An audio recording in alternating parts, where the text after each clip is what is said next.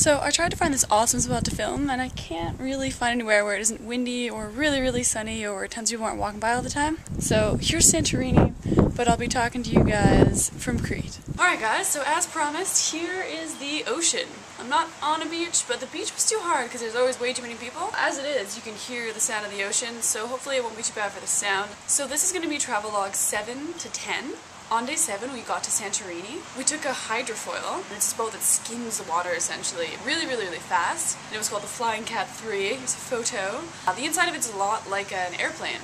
All the seating and the movies, etc. that they play. Santorini used to be a much bigger island, but a volcano exploded right in the middle of it about 3,600 years ago, destroying a bunch of the island and making it this sort of crescent moon shape with a bunch of little islands over there. You can still see the volcano in the middle, and you can go visit it, and there's hot springs you can swim in. We didn't end up doing that, but need to know it's an option. So because this volcano, the one side of the island is just a cliff. It's a drop-off from where, everything dropped off on account of the volcano. And then on the other side, there's beautiful beaches. As well, since the volcano happened, it covered an ancient civilization. As they excavated there, they've been able to find these amazing things and these artifacts that have been preserved because they've been underneath all of this lava rock for so long. Emerio Vigli was the name of the city that we were staying in, and it means miraculous, which is also kind of cool. Apparently it's where the most exotic love songs are made.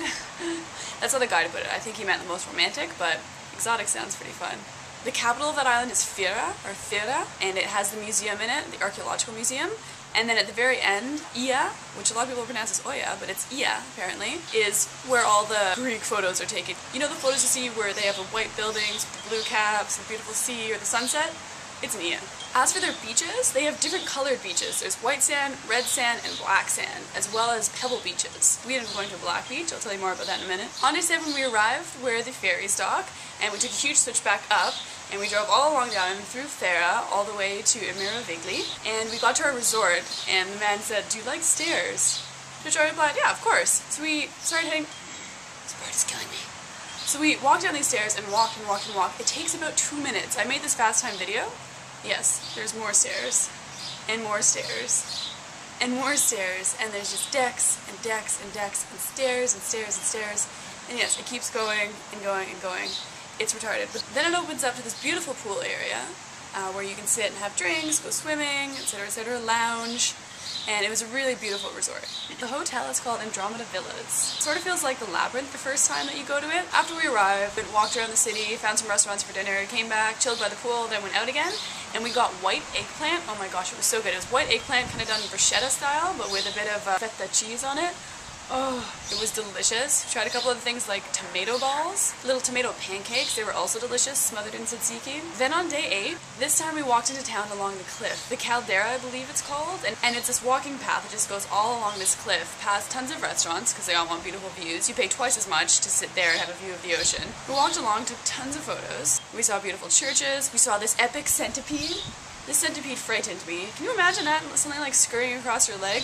We posed with this little donkey statue because we decided not to do a donkey ride, which we saw in the street later on. We also saw some funny art along the way, as well as a funny mannequin. I don't know what her expression says. We also saw some cool liquor bottles. There's ones shaped like the island.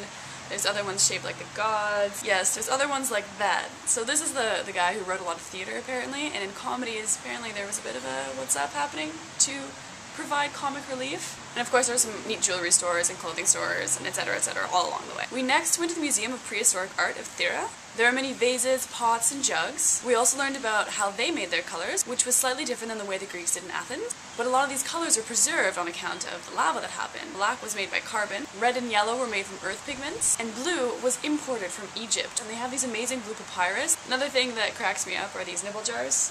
And seriously, it says painted nipples. And then also this gold figure was really neat. They found this gold figure in a wooden chest, in a clay pot, surrounded by all these horns of goats. I'm assuming it was like some kind of god or something very important, although you never know. I ate at Energy, which is a really yummy crepe place, and then walked back along the caldera, had some pool day, got showered up, and then we went for dinner. This time we caught the bus to Ia, and it was a tight squeeze. Man, they just squeeze people on there, and people do not want to move out of your way to get on. It is very cheap, but it's just crammed this time of year. August is it's not a good time of year to go to Greece because everyone does it. There was just tons of areas that looked like the postcards. Also, there were a lot of people waiting for the sunset. They're all perched on these buildings. We walked down the stairs. There are over 218 stairs. They're really large stairs. We walked all the way down there. There's beautiful red rocks around there. We looked up, saw the view with a windmill, etc. We kept walking down and down and down and down. We saw this beautiful sunset. And then we went for dinner at Katina's. It was a tasty fish dinner. We took a cab back to the hotel, and now to day 9. We walked into town, caught the bus to Thera, and then a bus from there to Parisa. That is the place that has the black sand beach. It was gorgeous, and it's this very fine sand, and then pebbles, and then fine sand. I took a little bit home with me. Here's me on the beach, being really excited. We ate at a place named Aquarius. Seemed fitting since I myself am an Aquarius.